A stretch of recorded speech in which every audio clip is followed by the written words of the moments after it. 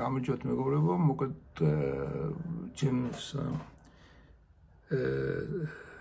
ეკლესიის სამართლის ფილოსოფიის შესავლის დებულებებს წავამატე კიდევ ერთი ნაწილი და დავუბრუნდეთ მეორე ნაწილი მეორე და ამას დაგიკითხავთ და ადგილ რაღაც განმარტებებს სადაც მომიჩვენება რომ ის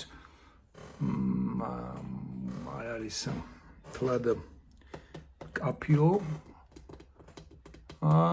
მაშინ იმას განმარტასავით გავაკეთებ რა მოკლედ იმაზე ვილაპარაკებ ნიკოლოზიძე ალექსეევი რუსული ემიგრაციის ფილოსოფოსთა თუ მოაზროვნეთა ერთ-ერთი წარმომადგენელი იყო. ემიგრაციამდე ის იკვლევდა სამართალსაც და მასში აერთიანებდა ნეოკანტურისა და ფენომენოლოგიური სამართლის ფილოსოფიების მიგნებებს. ნეოკანტიან ინტუიციებს ეს აღარ გვინდა ჭავშლი მიგნებებს. ნეოკანტიანელებისაგან მან ისესხა ლოგოსის ცნება ესე იგი მათეული გააზრება და იგი განმარტა სამართლის ფენომენოლოგიის თან თხზულში კონტექსტში და უწოდა სამართლებრივი იურიდიული ლოგოსი. ბევრი არაფერი არ აქვს ნაწერი, მე შემხვდა საქართველოში ვიყავი ფილოსოფიის სამართლის ფილოსოფია ვიყიდე წიგნი და იქ სტუდენტებისთვის არის რა როგორც თესეოს თქვაც და სტუდენტებისთვის და იქ მაინტერესებდა ქართულად ბევრი ყოფილა კაცო მე ინტერნეტში ვნახე არც აზრად არ მომსვლელო სამართლის ფილოსოფია მომეძებნა გუგლით ქართულად მაგრამ უცებ წავეწყდი რა წიგნებს ვეძებდი და წავეწყდი იქ და ვიყიდე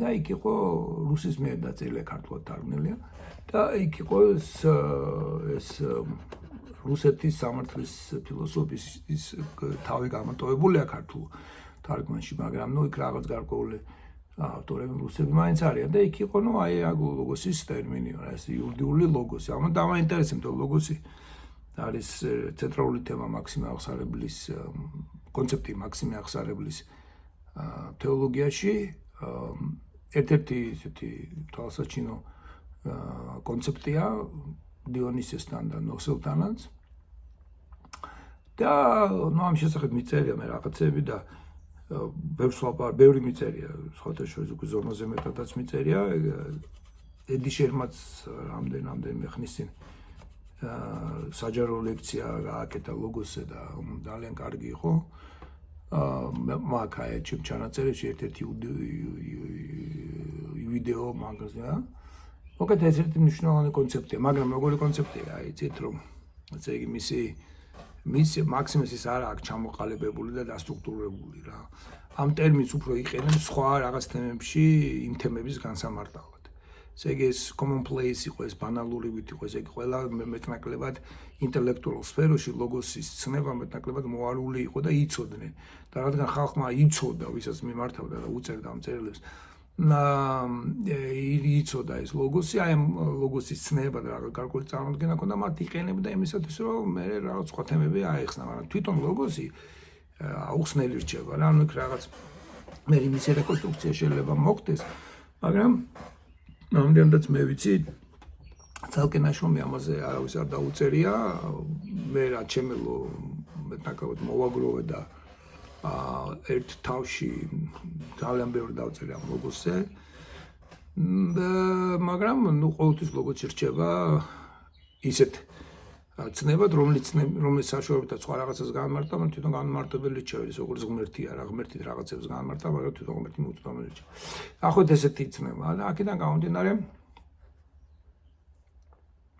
და უცებ ეს ტერმინი შეხვდა და მაინტერესა მოძებნე მე ეს ალექსეევის ეს თვითონ ეს წიგნი და აღმოჩნდა რომ ალექსეევისში ეს მხოლოდ პატარა რამდენიმე ერთ პარაგრაფშია ისიც ძირითადად განიხილავს თავად ამ კონცეფტს, არამედ ის როგორ არის დუნს ერუგენასთან და თომას აკვინელთან და ნუ მე გადადი სხვა თემებზე.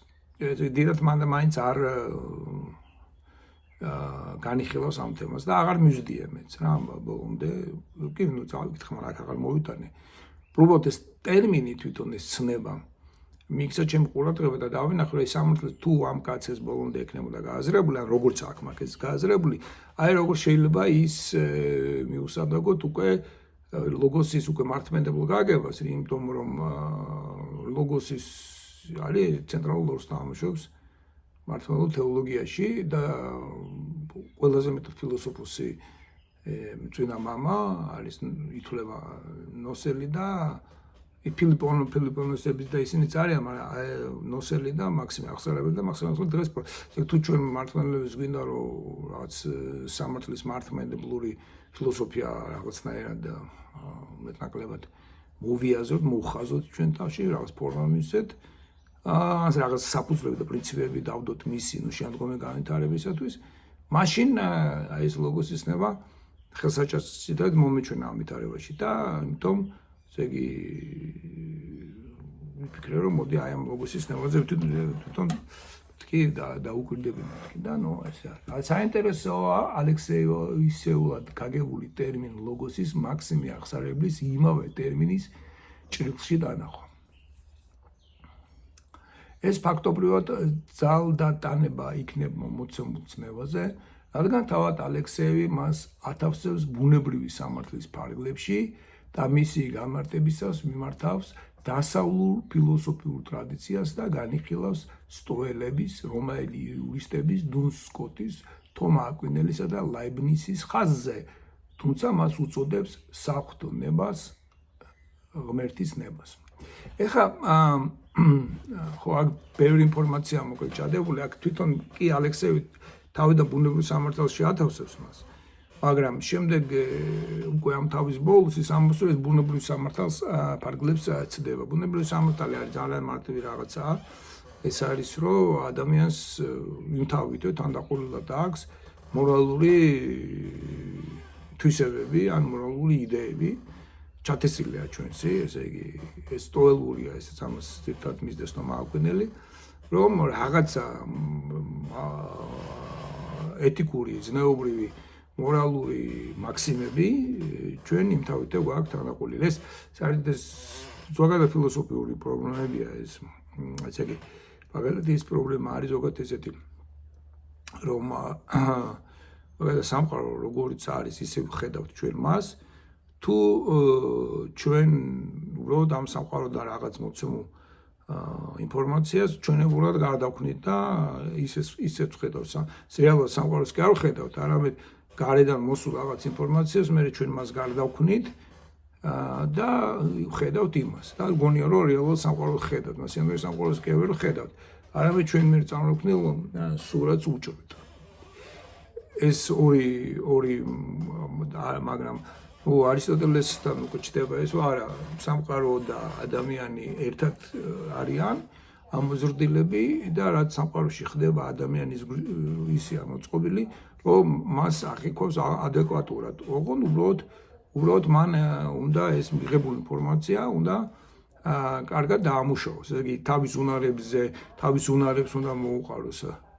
თავის უნარებს უნდა მოუყაროს თავი და როგორც მაგათ ეს არის ბოთლი აკლდევს, წყლის ბოთლი და ეს ნამდვილად წყლის ბოთლი უბრალოდ ესეთია და არა სხვა რაღაცა რა.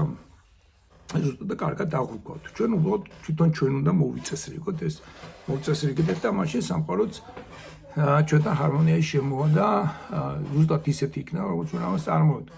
და ესე არის ხო და მოკლედ ეს არის. მაგრამ აქინა რაღაცნაირად გამოდის შემდეგ ეს ალფეევა თუ რა ქვია მას ალექსეევი. ხო, ნუ აი აქ მე ეს დამავიწყდეს დამეწერა, მაგრამ ამის დიდი მნიშვნელობა არა.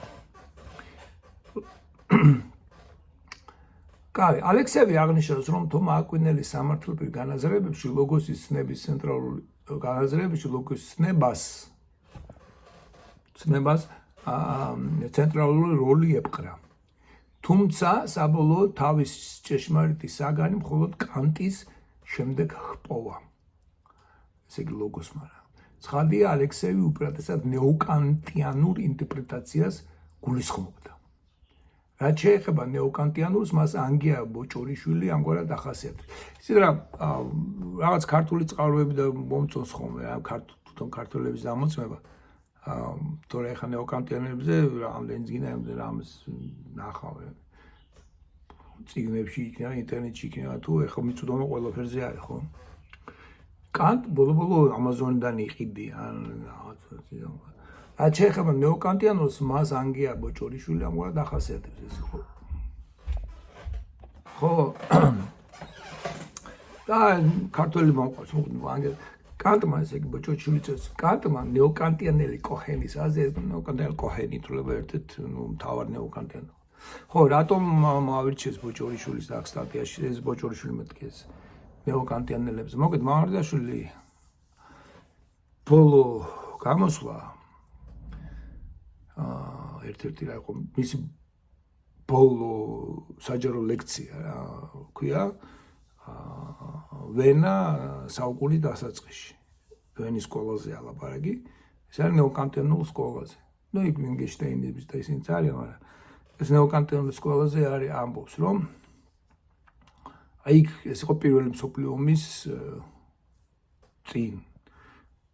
და ნუ პერიოდში ეს ალექსეევიც ეს რაც დაწერილი აქვს 18 წელში აქ ეს წიგნი დაწერილი და მე მოუწია მას მას გაქცევა პარიზში იყო თუ სადაც ხო და ხო მე მგონი პარიზში ცხოვრობდა და იქ უკვე ევრაზიანელი გახდა და რაღაცა ხო მე უკვე სამართალს აღარ დაბრუნებია ეს აი რუსეთში ყოფნის დროს და კარგი სკოლა იყო რუსული სკოლა სამართლის სკოლა და ეს პერიოდია რა და აი მამარდაშვილი ამასო ჩვენ ჯერ კიდევ იქ ვდგავართ რა ესე პირველ მსოფლიო ომთან და დღეს დასტურდება ეს რომ პირველ მსოფლიო ომის წინა პერიოდთან ვდგავართ და სხვადასხვა ეს ლევონ ბერძენიშვილი ლექსებს კითხულობდა ეგ ჯადოსნურ თასზე თომას მანის და საოცარი რამბინამე არის ბერძენიშვილი ესე იგი თუ წიგნი არიცი ავტორი არიცი და იმაზე ლაპარაკო საინტერესოდ გეჩვენება რა თუ იცი ის ავტორი ან დაგაინტერესა და შენ თვითონ წაიკითხე შევხვდები რომ ბერძენიშვილი ლაპარაკობს ვაფშე რაღაცას აი საერთო კავშირი რო რა ძალიან რაღაც ერთი უმცირე უმნიშვნელო მის ასპექტზე იმ ესე იგი სწორედ ეს პერიოდია პირველ მსოფლიო ომის პერიოდი არის რა ეს თომას მანი 21-22 წლებში დაწერა ეგ წიგნი ესე იგი ჯერ კიდე თუ იმის წინ და იქ არის სწორედ აი ეს სხვადასხვა სოფხედელობები ეს ტრადიციონალიზმი ეს ლიბერალიზმი ეს რევოლუციური იდეები და ეს ტრადიციები და სხვადასხვა ტიპაჟები სხვადასხვა სკოლებს წარმოადგენენ და ერთმანეთთან დაობენ და ბოლოს დუელამდე მიდიან და მე თავსი კლავს ეს ტრადიციონალი თელი ისმინდის იქ დავები მიდის თომას მანი ესე განიცდიდა რა მაგას და თუ სხვადასხვა თომას მანსაც სიმპათიები რუსეთის მიმართ ქონდა იქ ქალი თამაშობს თამაშობს მეთქი პერსონაჟი ყავს ქალი ყველა საბოლოოში ის უყვარს ის ქალი რუსი ქალი უყვარს რა მაგრამ ბოლოს ყველა ამ ქალს შეეწირება რა რეალურად ეგრე გამოდის ვერაფერს ვერ გააკეთეს და საბოლოოში რუსი ქალი ესე მომხიბლავი რუსეთით რო არის მოხიბლული ევროპაც ამერიკაც პუტინი ვლადი და რაღაც იმით და საბოლოოში რუსეთი და თვითონ თომას მაინც ესე იყო რუსეთზე დიდი წარმოგედა ქონდა და მე მიხვდა რუსეთთან არაფერი კარგი არ მოდის თავის უკვე ბიოგრაფიაში ხო და ეს მომენტი აქვს რა და ახლა მამრდაშვილიც ამბობს რომ აი ნეოკანტიანელები და ბევრი იდეები ახლა ნეოკანტიანელებიდან აქ აღებული მამრდაშვილს დამოს აი ჯერ კიდე იგდგავარ ჯერ ის პრობლემები რაც ნეოკანტიანელებმა წამოაყენეს და აყენეს აზროვნებითი პრობლემები ის პრობლემები გადაუწყვეტელი დარჩა რა ჯერ კიდევ იქ ვართ და ის პრობლემები უნდა გადაწყვიტოთ ჩვენი აზროვნებით და ჩვენი შემდეგ შესაძლებელი ჩვენი პოლიტიკით და ასე შემდეგ. ეს მამარდა 90-ში გააკეთა ეს თქვა და აი დღეს გავართ 30 წელი გავიდა მის მერე და აი ზუსტად განსაზღვრა ის პრობლემა, რა პრობლემაშიც ვარ და აი ეს ნეოკანტიანობა ამიტომ იქცა ჩემ ყურებდება რა და აი ამ ნეოკანტიელებზე შეჩერებით რატომაც მე შევჩერდი ნეოკანტიელებზე გარდა ალექსეევის ამ ტერმინისა სწორედ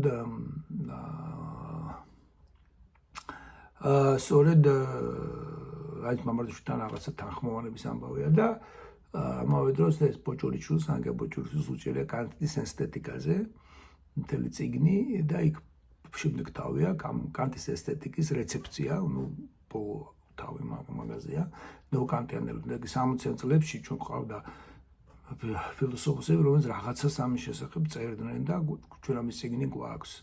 ქართველები ამაზე აზროვნებდნენ ესე.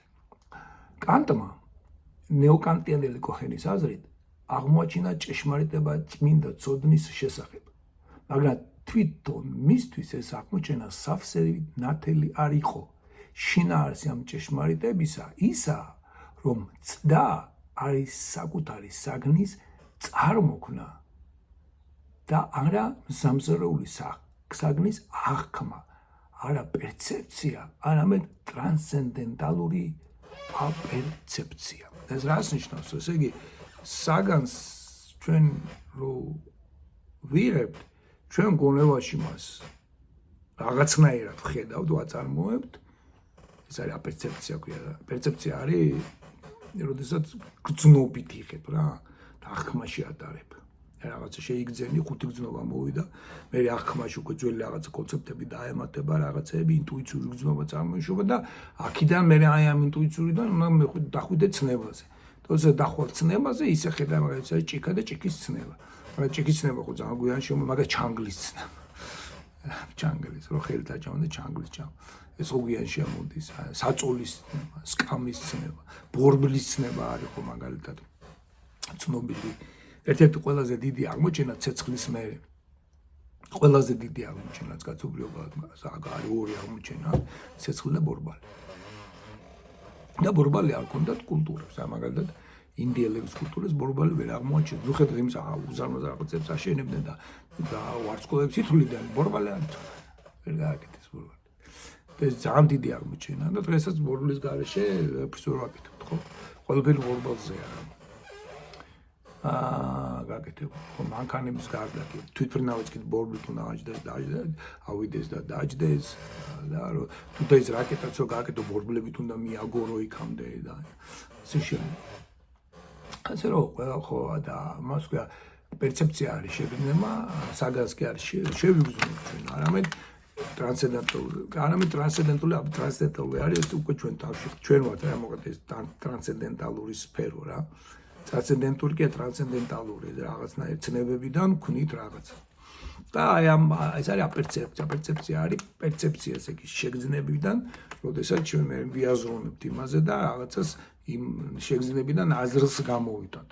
და ის სწორედ აზრს რო საგანზე როცა ვფიქრობ, ხო და ვაკეთებ, აი ამ დროს მე ვქნი ამ საგანზე. ეს კი არ არის საგანი ბოთლი კი არ არის თავისთავად. აი ბოთლს როგორც გამოვიყენებ, როგორც შევხედავ, და რაღაც მომენტში ეს ბოთლის შევხედე, როგორც ბზოლის იარაღი, ხო?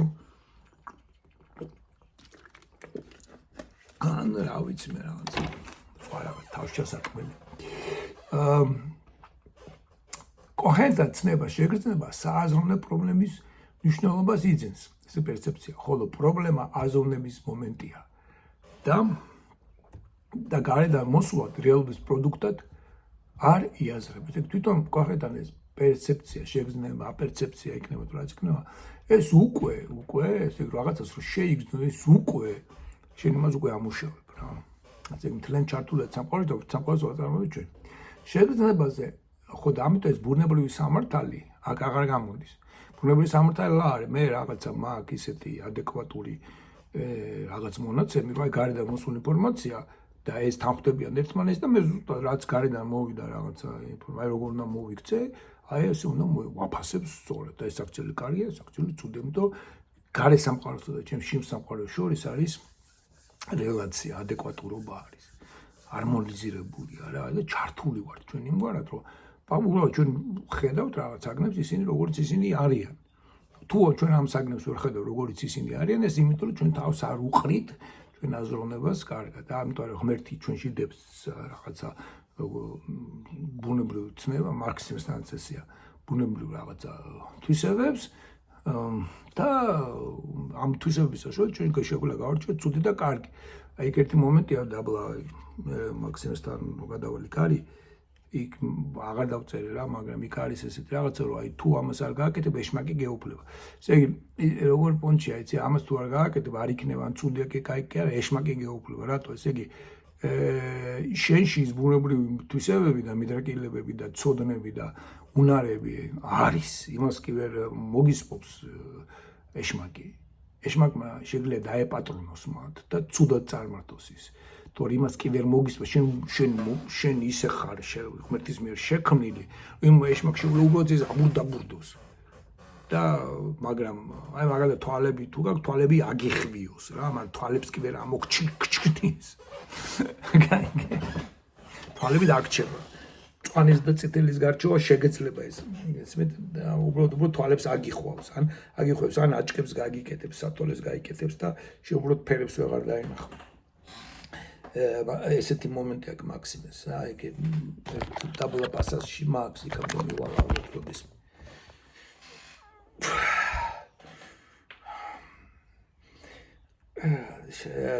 კი ვარ რაღაცა დაიმოთა ეს ძალიან მძიმე ტკივილი შეგრძნებაზე აზროვნებისას დგინდება რეალობა ანუ სიამძლივე წარმოიქმნება ადამიანის გონებაში შემეცნებისას თუმცა ეს შემეცნება არასდროს არ ამოწურავს დადგენადი რეალობის შესაძლებლობებს ცით რა დადგენადი დაღებადი ღებვადი ეს ნიშნავს მომავალში რაც შეიძლება გაკეთდეს და რაც ახლა ხდება ხშირ შემთხვევაში ამ დის მომავალ დენადი ხო მაგალითად რომელიც ის რაც მიედინება ან შეიძლება გახდება მე შეიძლება მე სხვა დროს ეს არის დენადი ხო და აი მე ამ დის ვიყენებ ამ მეტოხი ქვია ბერძნულად არ ვიცი ქართულად როგორ მიმღეობად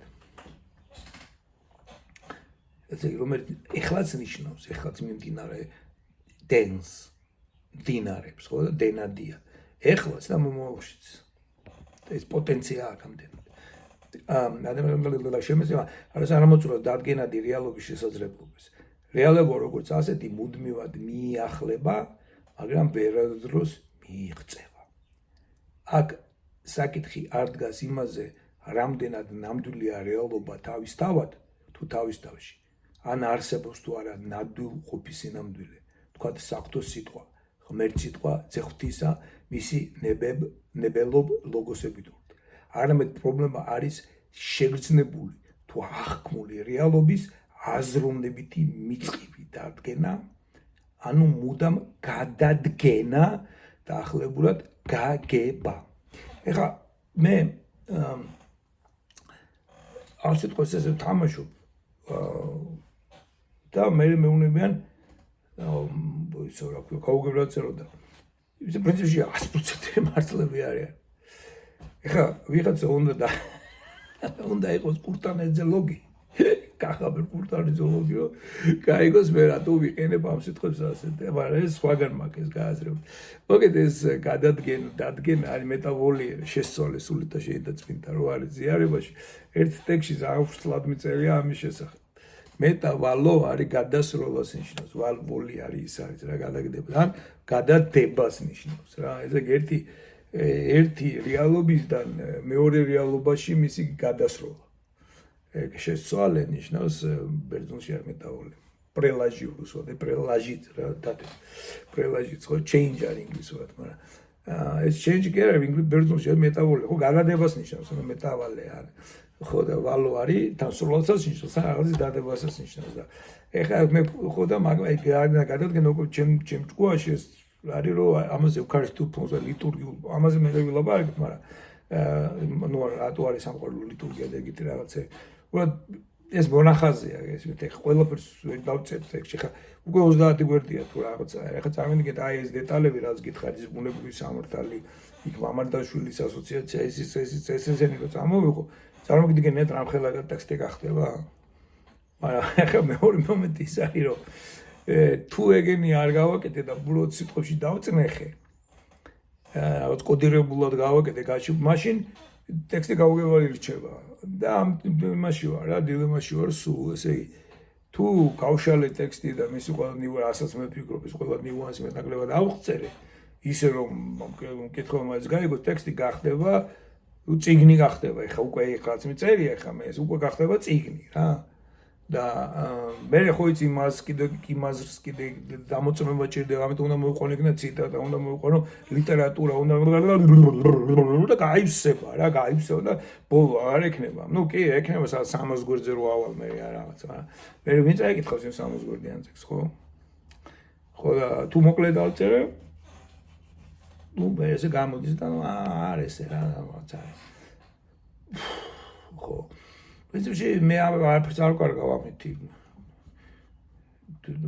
ნუ ახლა რომ დამაფინანსო ნუ აი რომ დამაფინანსო თქვა მაგალითად გავხდი ლექტორი გავხდი რა და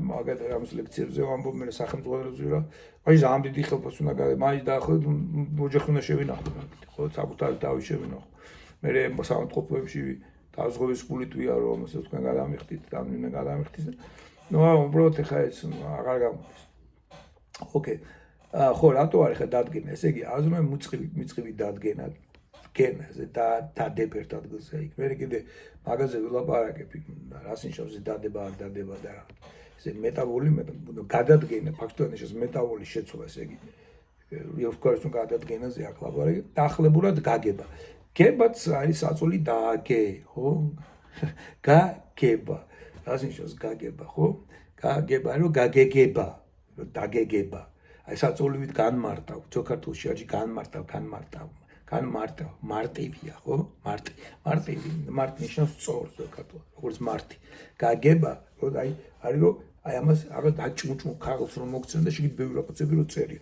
და ამას რომ გამარტავ რა ეს გაასწორებ ფურცელსა გასწორდება და დახატულ ნახატს რაც დაინახო და დაწვის წაიკითხო ეს გაგება ნიშნავს აი ფეხქვეშ გაგეგო საფით აი შენ აზრს გაეგო რა დაიმორჩილე ესე იგი დება და გება მაგა ეს ამ სიტყვებით თამაშობ ხა ამას რანაირად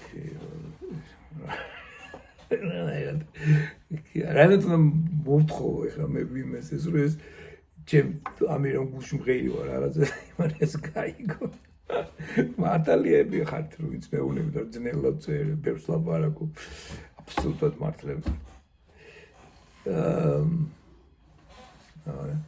არა კი წინდა სავით ხო მაგრამ ეხლა მერტმა კარგად გამყოფოთ თქვენს და მეც და თუ არავინ არ წაიკითხავს კიდე მე ჩემთვის მაინტერესებდა ამეკვირათა და მაინტერესებდა სწორედ ამგვარ ახალ გაგებულ ახალ ქვეშაგები მოგიყვართ ახალი კაპიცკინებულ ძველ ბებია ჩემი გაკრახმა მე შევჩაწე ზაფხულში რო გრილა სლიბინებს ოკეი სწორედ ამგვარ ახალ გაგებულ სამყაროში ეხა როგორია რა ადამიანი ეხა აი ამ გაგებაზე რო დავიწყო ლაპარაკი ეხა ჩემ ტვინში დგას ჩემი რაჭა მე რო ვიყავი 15 წლის აი ეხა უკვე დავინახე მთები რიონის სხვა შემომესმა იქ ხეები გარშემობებია ჩემი ის საწოლისად ვიცეკე როგორც სწრაფად აზროვნებს ადამიანი რამდენ ასოციაციაც ამოაგდო უცეჭი გაკრახმალებულ მე ეხა გამახსენებებია ჩემი რო ურევდა ამას კრახმალე გახსოვთ თქვენ არის რა კრახმალი ხო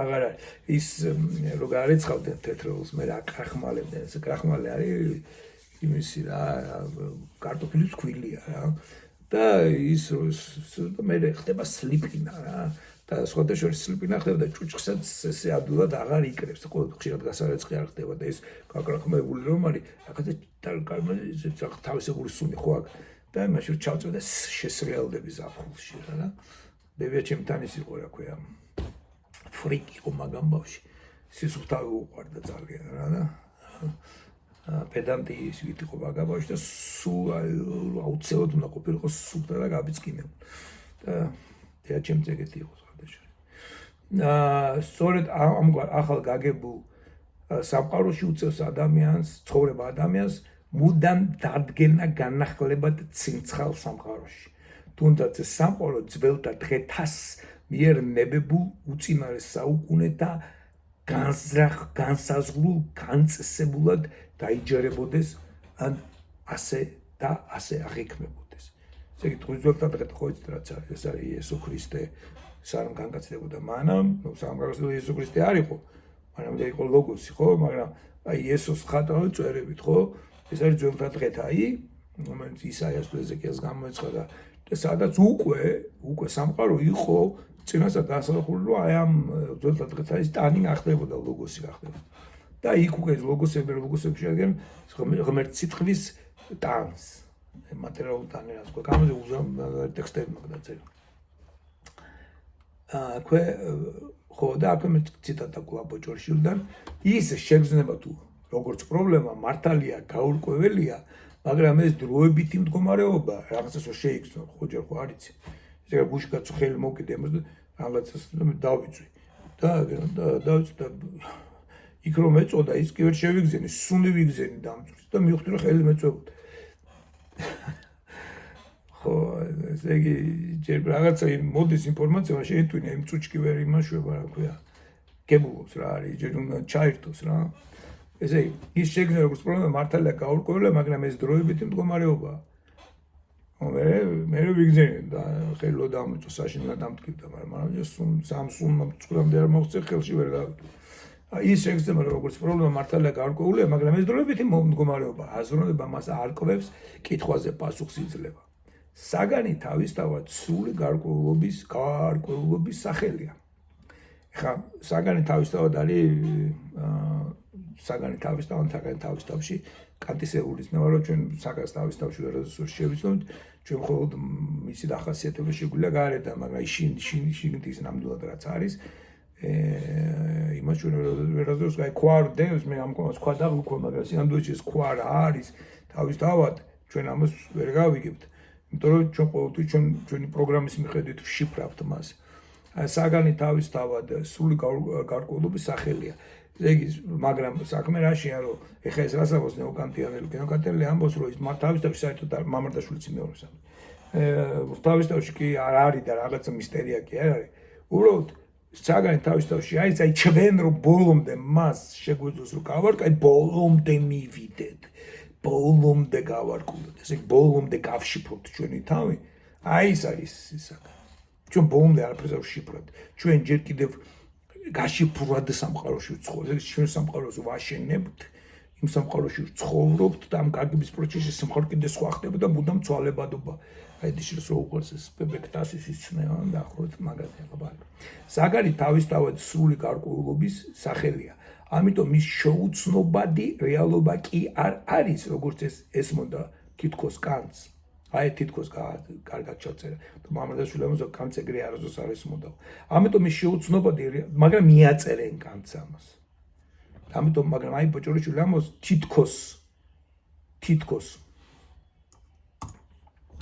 თითქოს ეს ეგუნა კანტსო.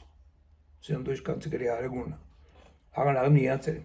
ამიტომ ის შეუცნობადი რეალობა კი არ არის, როგორც ეს ესმოდა თითქოს კანტს. არამედ შემეცნების იდეალი, რომელიც გონებას მოეპოვება და რომლის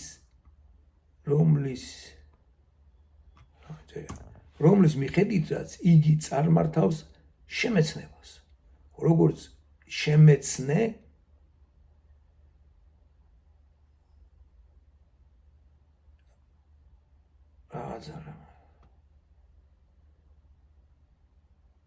შემეცნების იდეალი და ზღვრული შემეცნების იდეალი და ზღვრული ცნება.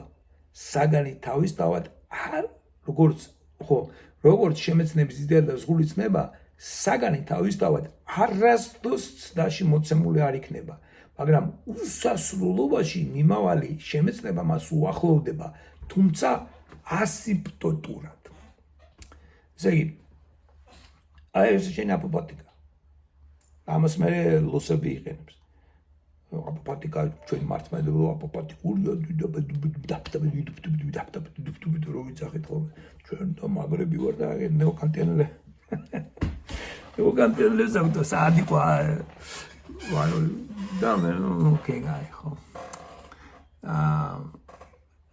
ასიმპტომატური არის რომ აი ესე რომ მიდიხარ რა წარმოგიდგენთ გრაფიკი რა ესეთ და ესე რომ მიდის რა მრუდებს რო გვახაზინებდნენ გახსოვთ პარაბოლებს და რაღაცებს ხო გახსოვთ ჰიპერბოლებს და პარაბოლებს აი ესე რომ მიდის ეს ჰიპერბოლა და სულ უახლოვდება და ვერ არასდროს რო არ შეეხება ეს არის ამას ასიმპტოტურად ესე იგი ეს ბოჭორიშვილთან გავჩერდით